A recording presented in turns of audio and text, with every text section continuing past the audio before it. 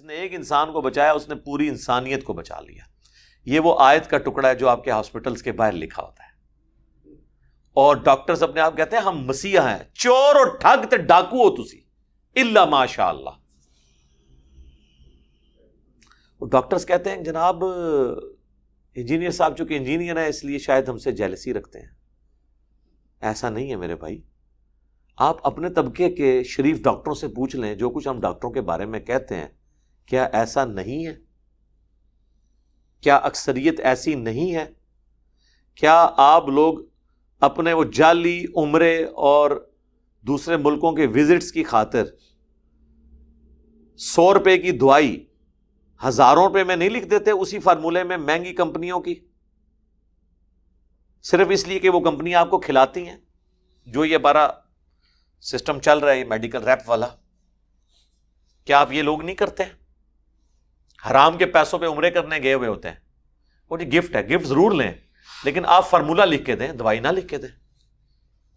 جس طرح باہر کے ملکوں میں ہوتا ہے ڈاکٹر تو دوائی نہیں لکھتا, وہ صرف سمٹمز بتاتا ہے, پھر فارماسسٹ جو ہے نا وہ لکھتا ہے کہ ہاں جی اس کو یہ سالٹ چاہیے یہ ٹھیک ہو جائے گا. اور یہ آپ ڈاکٹرز کے پاس اگر آپ ڈاکٹرز آپ کو دوائی مہنگی لکھ بھی دیں نا پریشان نہ ہوا کریں, سیدھا ہے میڈیکل سٹور پہ, ان کے پاس ایک بک پڑی ہوئی ہوتی ہے, اس دوائی کا سالٹ ان کو بتائیں کون سا ہے. آپ عام آدمی بھی جو تھوڑی سی انگریزی پڑھ سکتا ہے وہ سالٹ میچ کرے, آپ کو 20 دوائی مل جائے گی. آپ حیران ہوں گے کہ 400 روپے کا کیپسول آپ کو 10 روپے میں مل جائے گا اسی سالٹ کے اندر. وہ 400 روپیہ اپنے برانڈ کا لے رہا ہوگا کیونکہ اس نے 400 میں سے 300 روپیہ ڈاکٹر کو یا 200 روپیہ کھایا ہوگا, 100 روپیہ اپنی جیب میں ڈالا ہوگا, اس لیے وہ 400 قیمت ہوگی. تو یہ ڈاکٹرز کیا کر رہے ہوتے ہیں؟ مشورہ فیس 1000 روپیہ 5000 روپیہ 10,000 روپیہ مشورے کا.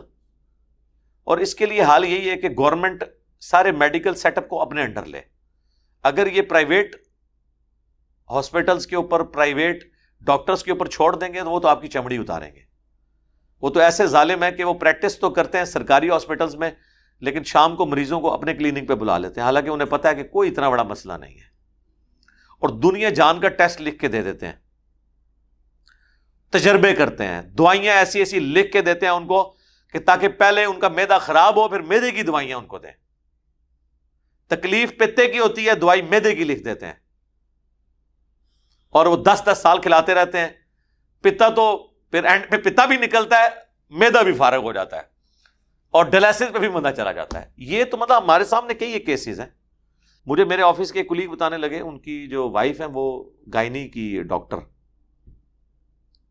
خوف خدا رکھنے والے ہیں, وہ کہنے لگے کہ مجھے وائف نے بتایا کہ کئی دفعہ لیڈی ڈاکٹرز نے کبھی کسی فنکشن میں جانا ہوتا ہے اور کوئی ڈلیوری کا کیس آتا ہے, وہ نارمل ہوتا ہے لیکن وہ اس پہ ظاہر آپ کو محنت کرنی پڑتی ہے, وہ ظاہر ہے پینز آتی ہیں, پھر 7-8 گھنٹے بھی بعض اوقات لگ جاتے ہیں. اب انہوں نے تو میم صاحبہ نے شام کو تیار ہو کے جانا ہے ایک بے پردہ فنکشن کے اندر, تو کہ وہ پھر نرسوں کہتی ہیں 2 اسے انستھیزیا بے ہوش کرو, اسے میں ٹک لگا دیتی ہوں, اور وہ آپریشن کر دیتی ہیں صرف اپنا ٹائم بچانے کے لیے. آپریشن بنتا نہیں ہوتا لیکن اسے پتہ نہیں جس کو ٹک لگا کے تم گئے ہو اس کی آندہ کی کئی مہینوں کی زندگی کیسے گزرنی ہے, اس پورے گھر پہ کیا گزرے گی. جب آپ نے پیٹ کے 2 ٹکڑے کیے ہوئے ہیں اس پہ آپ بے شک یہ لگا بھی دیں ٹانکے, اس کے بعد کیا ہوتا ہے؟ وہ عورت بیچاری گھر کے کام کس طرح مینج کرے گی؟ اس کے اگر چھوٹے چھوٹے بچے ہیں اس کو کیسے مینج کرے گی؟ کپڑے دھونا, کھانے پکانے کے معاملات, اور پھر ہر وقت یہ بھی دھڑکا لگا رہے کہ ان زخموں کے اندر پیپ نہ پڑ جائے, اور اکثر اوقات پیپ پڑ جاتی ہے, پھر اس کی صفائی کرانا. کئی بار پھر وہ صفائی کرنے میں زخم اتنا خراب ہوتا ہے کہ اس عورت کی ڈیتھ بھی ہو جاتی ہے, لیکن وہ اس میم صاحبہ نے اپنے ایک فنکشن کی خاطر اس عورت کو اس تکلیف سے, پورے خاندان کو اس اذیت سے گزارا. تو قاتل ہے وہ جان نہیں بچا رہی, وہ قاتل ہے اس پورے خاندان کی, یہ کر رہی ہوتی ہے. آج آپ چلے جائیں, آپ کو درجنوں لیڈی ڈاکٹرز میں سے ڈھونڈنے سے ایک ملے گی جو آخری درجے تک نارمل ڈلیوری کروانے کی کوشش کرے,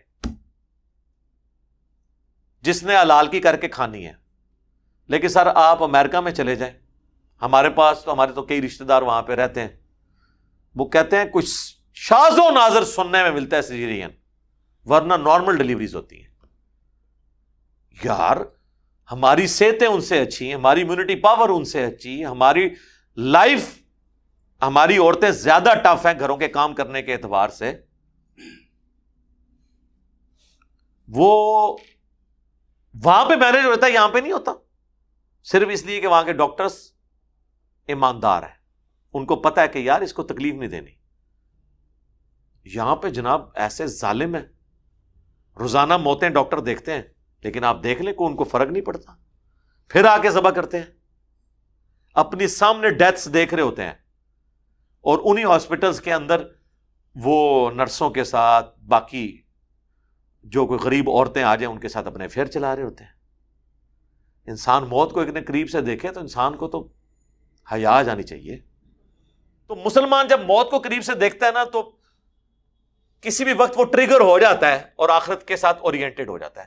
لیکن مجھے ڈاکٹروں پہ آتا ہے کہ یار تم تو روزانہ لاشیں دیکھتے ہو, تمہیں کوئی خوف خدا نہیں آتا. اور آیتیں تم لوگوں نے باہر یہ لکھ کے لگائی ہوئی ہیں, وَمَنْ أَحْيَاهَا فَكَأَنَّمَا أَحْيَا النَّاسَ جَمِيعًا, جس نے ایک انسان کو بچایا اس نے پوری انسانیت کو بچا لیا. اور جب کوئی ان کو سمجھاتا ہے کہتے ہیں نہیں دیکھیں جی ہمیں ٹارگٹ کر لیا انہوں نے. اگر آپ ایسا کرتے ہیں اور آپ کو کوئی سمجھا رہا ہے تو وہ آپ کے ساتھ خیر خواہی کر رہا ہے. خدا کے لیے آپ کے اوپر بھی یہ برا وقت آ سکتا ہے. اللہ کا شکر ادا کریں کہ آپ کو کوئی سمجھا رہا ہے آپ کی خاطر, اس میں اس کا اپنا کوئی فائدہ نہیں ہے, آپ کا فائدہ ہے. اللہ تعالیٰ سے دعا, جو حق بات میں نے کہی اللہ تعالیٰ ہمارے دلوں میں راسخ فرمائے. ڈاکٹروں میں اکثریت بددیانت ہے.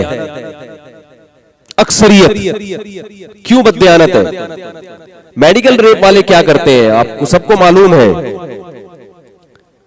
کہ آپ ڈاکٹر اگر ان کی دوائیں زیادہ بکوائے گا تو پھر اس کو گفٹ زیادہ ملتے ہیں.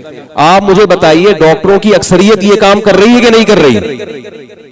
میں اور آپ جب کسی ڈاکٹر کے پاس جاتے ہیں اعتماد کر کے جاتے ہیں اور اسی اعتماد کی اس کو فیس دیتے ہیں. یہ فیس اس بات کی ہوتی ہے کہ آپ میرے لیے جو چیز سب سے زیادہ مناسب ہو آپ مجھے وہ دوا تجویز کر کے دیں. ایک دوا سستی ہے اور ایک مہنگی ہے, آپ جان کر مہنگی لکھ کے دے رہے ہیں کیونکہ آپ کو اس کے بدلے میں سوئٹزرلینڈ کا ٹکٹ ملے گا, آپ کو اس کے بدلے میں گفٹ ملیں گے. یہ حرام ہے یا نہیں ہے؟ روحانیت بالکل ختم. آپ نے دیکھا ہوگا ڈاکٹر اکثر وہ دوا لکھ کے دیتے ہیں جو اس کے پڑوس میں جو میڈیکل اسٹور ہے وہاں سے ملے گی, کیونکہ وہاں بھی ڈاکٹر کا کھانچا بول لو یار چل رہا ہوتا, وہاں بھی کھانچا چل رہا ہوتا. یہ بددیانتی ہے یا نہیں ہے؟ میں آپ کو بتا دوں لوگ صبح شام مولویوں کو برا بلا کہتے ہیں, مولویوں میں اتنے فراڈی نہیں ملیں گے آپ کو. فراڈی ہوتے ہیں مولویوں میں بھی, اتنے نہیں ملیں گے جتنے آپ کو ڈاکٹروں میں ملیں گے. آپ تحقیق تو کر کے دیکھو ذرا, اچھے بھی ہیں یقیناً, بڑے نیک لوگ بھی ہیں, اکثریت خراب ہو چکی ہے. پھر ڈاکٹر ایک بہت بڑی بددیانتی یہ بھی کرتے ہیں کہ جو اینٹی بایوٹک آپ کی ریزسٹنٹ پاور کو ختم کر رہی ہیں, ڈاکٹر کو اس سے غرض نہیں ہوتا کہ اس اینٹی بایوٹک سے اس کی قوت مدافعت ختم ہو رہی ہے. وہ یہ دیکھتا ہے کہ اس کو جلدی سے ٹھیک کر دو, کیونکہ اگر جلدی سے ٹھیک نہیں کیا تو یہ میرے پاس دوبارہ بولو نا بھائی نہیں آئے. حالانکہ ڈاکٹر کو چاہیے کہ وہ مریض سے ایسے پیش آئے جیسے باپ اپنی اولاد کے ساتھ پیش آتا ہے. یہ بڑا مبارک شعبہ ہے یہ. میں اگر آپ کو ڈاکٹروں کے قصے سنانا شروع کر دوں آپ کلینک جانا ہی چھوڑ دو گے, اس لیے میں نہیں سنا رہا زیادہ. کیا کچھ ہو رہا ہے گورنمنٹ کے ہسپتالوں میں. میرے پاس ڈاکٹرز کی کالز بھی آتی ہیں, بتاتے ہیں کہ یہ ہو رہا ہے, مسئلہ پوچھتے ہیں کہ یہاں جاب جائز بھی ہے یا نہیں ہے. گائنی میں کیا ہو رہا ہے یہ تو ایک نئی کہانی ہے. بات بات پہ آپریشن, بات بات پہ آپریشن. ایک دینی ادارہ تھا, میں اس کا نام نہیں لوں گا ورنہ وہ ناراض ہو جائیں گے, انہوں نے اپنا ایک ہاسپٹل بنایا. وہ جو عالم تھے, بڑے عالم ہیں, اللہ تعالیٰ ان کی عمر میں برکت دے, میں نے ان سے براہ راست یہ واقعہ سنا ہے. انہوں نے کہا ہم نے ایک ہاسپٹل بنایا, ہم نے کہا مدرسے کے ساتھ ساتھ ہم ایک ٹرسٹ بھی چلاتے ہیں, غریبوں کا علاج ہوگا اس میں, علماء کی نگرانی میں کام کرے گا. وہاں ہم نے پابندیاں لگائیں کہ بھئی یہ 2 نمبری نہیں ہونی چاہیے, کیونکہ وہ ٹرسٹ ہے, ہمیں پیسے تو کمانے نہیں ہیں اس سے. وہاں 2 نمبری یہ ہوئی, وہ بتا رہے کہ وہاں بھی شروع ہو گئی. ایک خاتون کو لایا گیا, بتایا گیا کہ یہ آپریشن کے بغیر بچہ نہیں ہو سکتا. وہ بیچارے غریب لوگ تھے یا کیا تھے, ٹرسٹ میں بھی ظاہر ہے کچھ پیسے تو جمع کرانے پڑتے ہیں نا. اس نے کہا میں واپس جا رہا ہوں. بیوی کو لے کے واپس گیا, ٹیکسی میں ہی بچے کی ولادت ہو گئی. اس طرح کے جب کیسز سامنے آئے, انہوں نے فوراً ہسپتال بند کیا. انہوں نے کہا یہ قوم ایسی قوم ہے کہ اس کو سدھارنا بہت مشکل, خام خواہ میں علماء بدنام ہوں گے. تو یہ گڑبڑ کون کر رہا ہے؟ یہ ڈاکٹر کر رہے ہیں. تو ایک پیشنٹ تھا ڈاکٹر کے سامنے, خاتون تھی کوئی, ان کا بیٹا آیا دبئی سے اپنی ماں کو ملنے کے لیے. تو ڈاکٹر نے کہا اس کو ایک ٹیکا لگاؤ تاکہ تھوڑی دیر کے لیے ان کی طبیعت بہت زیادہ خراب ہو جائے, پھر ہم بیٹے کو بتائیں گے اتنی سخت بیمار ہے, ان سے کیا نکالیں گے؟ پیسے. یہ فراڈ بھی ہوتے ہیں, ورنہ یہ والا فراڈ تو تقریباً, یہ جو لیبارٹری میں ڈاکٹر ٹیسٹ لکھ کے دیتے ہیں, یہ والی لیبارٹری سے ٹیسٹ کرواؤ, وہاں کھانچا کھلا ہوا ہوتا. بعض لیبارٹری ایسی ہے ان کے ٹیسٹ آپ ڈاکٹر کو لا کے دیں گے, وہ پھاڑ کے پھینک دے گا کہ یہ والا نہیں میں مانتا. اچھے لوگ بھی ہیں, آپ ہر ایک کو برا نہ سمجھیں, اچھے لوگ بھی ہیں. اچھے لوگ دنیا میں سبھی ختم ہو جائیں تو اللہ تعالیٰ پھر اس نظام عالم کو برباد کر دے گا. لیکن یہ ہو رہا ہے, اور ہماری پبلک بھی فراڈیوں کے پاس زیادہ جاتی ہے. خیر, میں یہ کر رہا تھا کہ چونکہ روحانیت بالکل ختم ہو گئی تو اب لوگوں کو ٹھگا بھی جا رہا ہے. وہی میڈیکل سائنس جو آپ کو اللہ تک پہنچاتی تھی, وہی آپ کو اللہ سے غافل کر رہی ہے. قرآن مجید نے اللہ کے وجود اور اللہ کے وحدانیت پر انہی چیزوں کے تو حوالے دیے جن چیزوں کو آج لیبارٹری میں ٹیسٹ کیا جاتا ہے. انہی چیزوں کے تو حوالے دیے, تو ان کے تو لیبارٹری میں ٹیسٹ اور تجربوں سے آپ اللہ کے اور قریب ہونے چاہیے. ڈاکٹر جب آپریشن کرتا ہے اور وہ دیکھتا ہے کہ دل کیسے دھڑکتا ہے, معدہ کیسے کام کرتا ہے, آنکھیں کیسے دیکھتی ہے, اس کے دل میں تو اللہ کی وحدانیت پر اور زیادہ ایمان آنا چاہیے. لیکن وہ بجائے اللہ کے قریب ہونے کے اللہ سے دور ہوتا چلا جا رہا ہے اور دور ہوتا چلا. ایک رکشے والا نماز پڑھ لے گا, مگر ہمارے ہاں ایجوکیٹڈ آدمی نماز نہیں پڑھے گا. وہ بجائے اللہ کے قریب ہونے کے اللہ سے دور ہوتا چلا جا رہا ہے.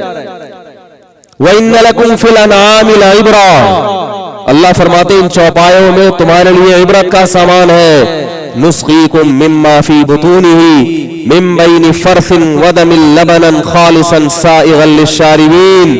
فرمایا تم سوکھا چارہ ان جانوروں کو کھلاتے ہو. ڈاکٹر تو جانتے ہیں نا یہ سوکھا چارہ کن مراحل سے گزر کے دودھ میں تبدیل ہوتا ہے.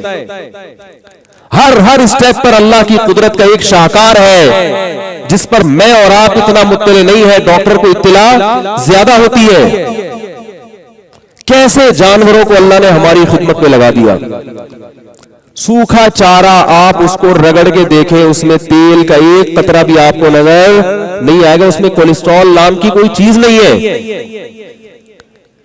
سوکھا چارہ ہم جانور کو کھلاتے ہیں, تھوڑی دیر میں اس کے تھنوں میں کیسا دودھ اترتا ہے. من بین فرث, فرمایا اسی سوکھے چارے سے ہم گوبر بناتے ہیں. وہ گوبر زمین کی طاقت اور بولو بھائی توانائی کے لیے, تاکہ دوبارہ اس زمین سے گھاس ہوگی دوبارہ. ڈاکٹر بس یہ تو دیکھتے ہیں کہ نائٹروجن بن رہی ہے, نائٹروجن ضروری ہے, اور بارش سے بھی نائٹروجن زمین پہ آتی ہے, اس کھاد میں بھی نائٹروجن ہے, اس سے پھول اگتے ہیں, اس سے یہ ہوتا ہے. ایکچولی ہوتا یہ ہے کہ جب یوں ہوتا ہے تو پھر یوں ہوتا ہے. وہ ساری چیزیں سوچ کے بس اسی میں الجھ کے رہ جاتے ہیں. لہذا نتیجہ ہی نکالتے ہیں کہ صبح صبح دودھ پیا کرو بس.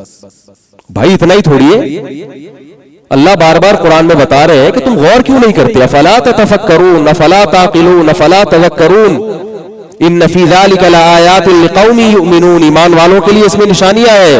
ان فی ذلک لآیات لقوم یتفکرون, غور و فکر کرنے والوں کے لیے اس میں بڑی بڑی نشانیاں ہیں. ان فی ذلک لآیات لقوم یذکرون, نصیحت حاصل کرنے والوں کے لیے اس میں بڑی بڑی نشانیاں ہیں. غور کیوں نہیں کرتے؟ ہم غور کس میں کرتے ہیں؟ دودھ کے بارے میں اتنا غور کریں گے کہ اس میں کیلشیم کتنا ہے, اس میں وائٹامن اے کتنا ہے, وائٹامن بی کتنا ہے, لہذا کس قسم کے آدمی کے لیے یہ سوٹیبل ہے اور کس کو دودھ پینا نقصان دے گا. بس ارے بھائی دودھ اس لیے تھوڑی پیدا کیا اللہ نے.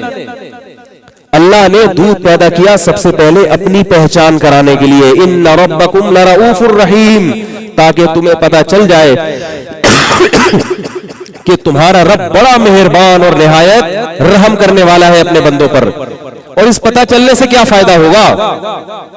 اس پتہ چلنے سے فائدہ یہ ہوگا کہ تمہارے دل میں تمہارے رب کی محبت پیدا ہو جائے گی. اور جب محبت پیدا ہوگی تو اس کا کیا فائدہ ہوگا؟ اس کا فائدہ یہ ہوگا کہ پھر جس سے انسان کو محبت ہوتی ہے انسان اس کی نافرمانی نہیں کرتا.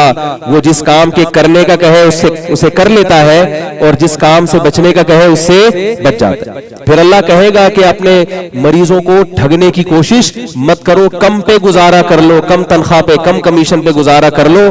تو کہے گا رب سے محبت ہوگی تو کم پہ گزارا کر لے گا. محبت نہیں ہوگی تو وہ کہے گا ڈاکٹر بننے کا فائدہ کیا, اتنی محنت کر کے میں ڈاکٹر بنا, ساری دنیا لوٹ رہی ہے میں کیوں نہ لوٹوں.